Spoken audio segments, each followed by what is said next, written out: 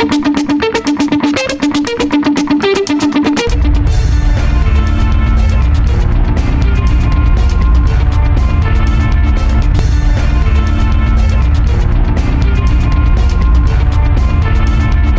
a world when you read the mainstream media and there's all this potential with AI and the use of domain models and small models and large language models and robotics and digital workers, there's a lot of organizations that today are sitting there with, existing estates that have been in place for a very long time.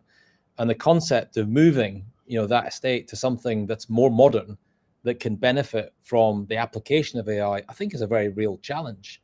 It was brought home to me recently when I actually forwarded an article to our chief customer officer about another development in AI. It's moving so quickly right now. And, her response was something along the lines of, well, I'm actually at dinner with a customer right now. And, they're talking about the end of their cloud migration happening in 2032. And it really made me stop and think. I'm like, actually, there's a very big challenge, for many companies to find ways in which to access this AI potential.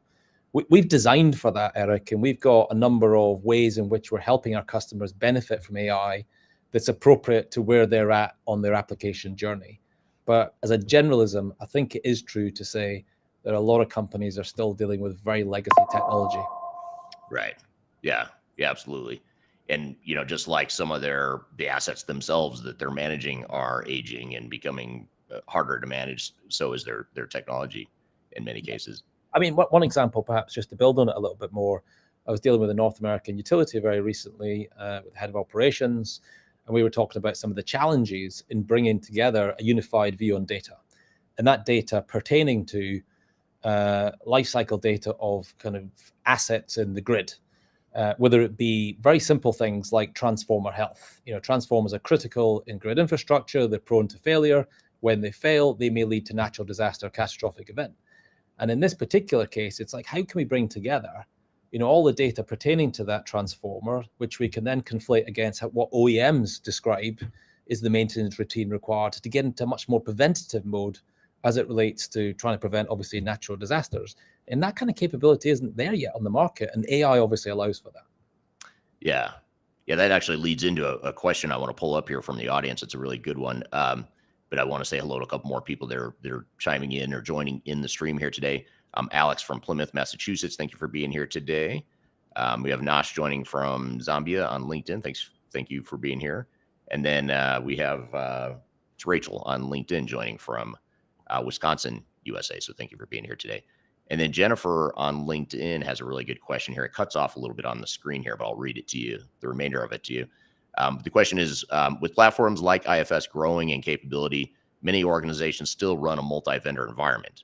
For the CIOs in the audience, what's the most common white space or integration challenge that even a sophisticated platform doesn't fully solve, requiring them to look to specialized partners or custom development? So what's the hardest part, do you think, technologically for a CIO to address in these sorts of industries? I think it is the integration challenge, and particularly with the proliferation of agentic-based capability too.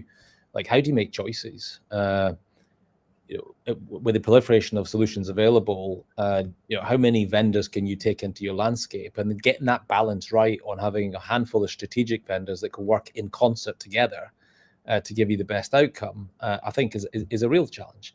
And if you look at the number of point solutions that are available right now in the market, startup organizations solving very, very narrow use cases, how do you stitch together that in a coherent frame that still allows frontline workers to have very simple day-to-day operating instructions? I get asked the question a lot about, what's the role of ERP and asset management and service management? What's the role of an enterprise software provider? Well, the nature of the companies that we're serving, the nature of the workforces that use our solutions, they're not using ChatGPT on the fly. They're not using Claude, up a telegraph pole. They need robust end-to-end processes that benefit from AI, it surfaced in the application itself, that still give a coherence to how they execute their day-to-day work. So getting that balance right on, the modern set of vendors and playing the vendors to their strengths is really tough. Yeah. And speaking of AI, here's a question I love. I've never heard this question before. I don't think I've ever discussed this topic in particular, but it's a really good one. This is from Brend on LinkedIn. Brend says assets are aging, but so is the workforce. How do you see AI addressing the aging workforce?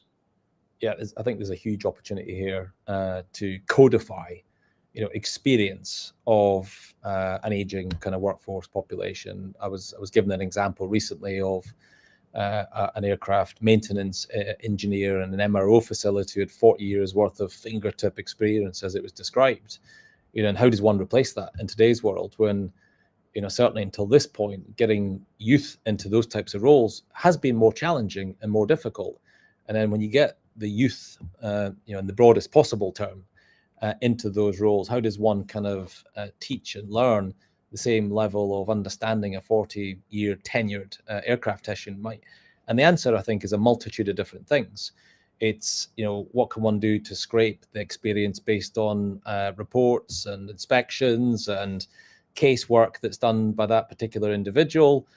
Literally, is it about taking that individual and finding ways to transcribe the benefit of their experience, all of which is trying to build up a digital record of that individual's experience, and then surfacing that, A, for people coming into the trade, but B, for augmenting people who are in the trade today, so that they just get a flywheel effect of all of that knowledge in that particular environment to help people in their day-to-day work. So they've got the intelligence at the point where they need it.